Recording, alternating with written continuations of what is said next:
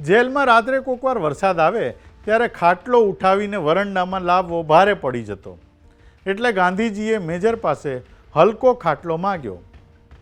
મેજરે પૂછ્યું કે કાંથાની દોરીનો 4 પાઈ છે, એ ચાલશે? ગાંધીજીએ હા પાડી. મેજરે કહ્યું કે એના પર કાંથાની દોરીના બદલે પાટી ભરાવી દઉં.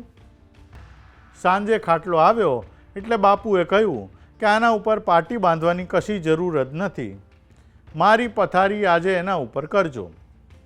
એટલે વલ્લભભાઈએ કહ્યું કે અરે શું એના ઉપર તે સૂવાતું હશે?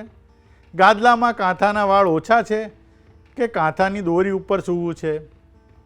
ગાંધીજીએ કહ્યું પણ જુઓ ને, આ ખાટલો કેટલો સ્વચ્છ રહી શકે છે. વલ્લભભાઈ બોલ્યા કે તમે ખરા છો, એના 4 ખૂણે 4 નાળિયેર બાંધવાના બાકી છે, એવો અપશુકનિયાળો ખાટલો એ નહીં ચાલે, એના ઉપર કાલે પાટી ભરાવી દઈશ.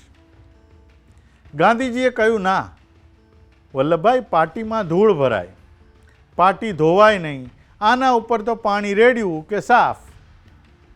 વલ્લભભાઈ કહે પાટી ધોબીને આપીને કે બીજે દિવસે ધોવાઈને આવે.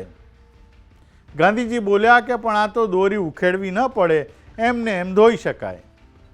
વચ્ચે મહાદેવભાઈએ બાપુનો સાથ આપતા કહ્યું કે હા બાપુ, એ તો ગરમ પાણીએ ઝારી શકાય અને એમાં માંકડ પણ ન રહી શકે.